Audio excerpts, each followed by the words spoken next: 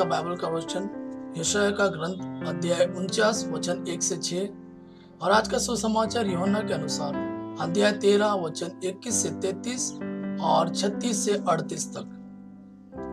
यशायाह का ग्रंथ अध्याय 49 वचन 1 से 6।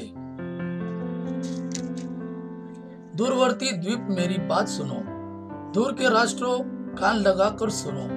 प्रभु ने मुझे जन्म से पहले ही बुलाया, मैं माता के गर्भ में ही था जब उसने मेरा नाम लिया।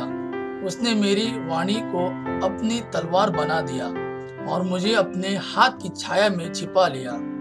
उसने मुझे एक नुकीला तीर बना दिया और मुझे अपने तरकश में रख दिया।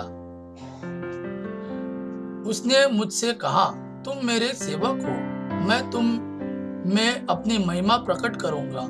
मैं कहता था, मैंने बेकार ही काम किया है, मैंने व्यर्थ ही अपनी शक्ति खर्च की है।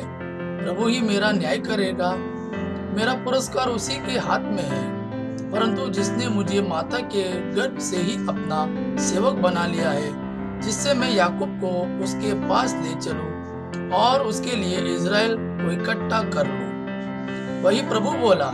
उसने मेरा सम्मान किया, मेरा ईश्वर मेरा बल है। उसने कहा, याकूब के वंशों का उद्धार करने तथा इजराइल के बचे हुए लोगों को वापस ले आने के लिए ही तुम मेरे सेवक नहीं बने। मैं तुम्हें राष्ट्र की ज्योति बना दूंगा, जिससे मेरा मुक्ति विधान पृथ्वी के सीमांतों तक फैल जाए। आज का सुसमाचार यूहन्ना के अनुसार अध्याय 13 वचन 21 से 33 और बाद में 36 से 38 तक। यह कहते ईसा का मन व्याकुल हो उठा और उन्होंने कहा, मैं तुम लोगों से यह कहता हूँ, तुम में से एक मुझे पकड़वा देगा। शिष्य एक दूसरे को देखते रहे, वे समझ नहीं पा रहे थे कि वे किसके विषय में कह रहे हैं। ईसा का एक शिष्य जिससे वे प्यार करते थे, उनकी छाती के सामने लेटा हुआ था। सिमोन पेत्रुस ने उससे इशारे से यह कहा, पूछ तो वे किसके विषय में कह रहे हैं। इसलिए वह ईसा की छाती पर झुककर उनसे बोला, प्रभु वो कौन है? ईसा ने उत्तर दिया, मैं जिसे रोटी का टुकड़ा थाली में डुबा कर दूंगा वही है। और उन्होंने रोटी डुबा कर सिमोन इस्करियोती के पुत्र यूदास को दी। यूदास ने उसे ले लिया और शैतान उसमें घुस गया।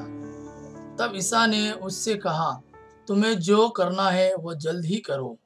भोजन करने वालों में कोई नहीं समझ पाया कि ईसा ने उससे यह क्यों कहा।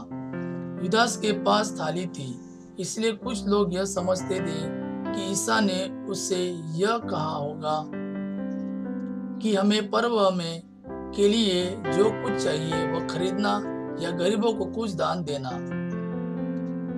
टुकड़ा लेकर यूदास तुरंत बाहर चला गया। उस समय रात हो चली थी। यूदास के चले जाने के बाद ईसा ने कहा, अब मानव पुत्र महिमान्वित हुआ और उसके द्वारा ईश्वर की महिमा प्रकट हुई। यदि उसके द्वारा ईश्वर की महिमा प्रकट हुई तो ईश्वर भी उसे अपने यहाँ महिमान्वित करेगा और वह शीघ्र ही उसे महिमान्वित करेगा। बच्चों, मैं और थोड़े ही समय तक तुम्हारे साथ हूँ।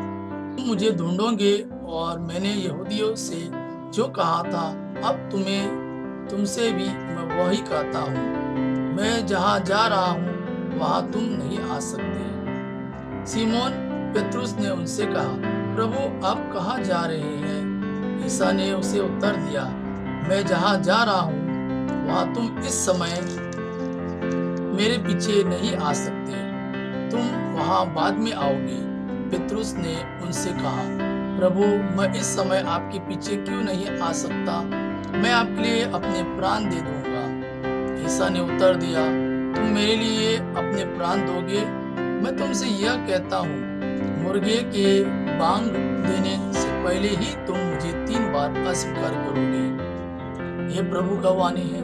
प्रभु को धन्यवाद। आबा पिता की महिमा और पुत्र यीशु का प्रेम आप पर सदा सर्वदा बना रहे। आमीन।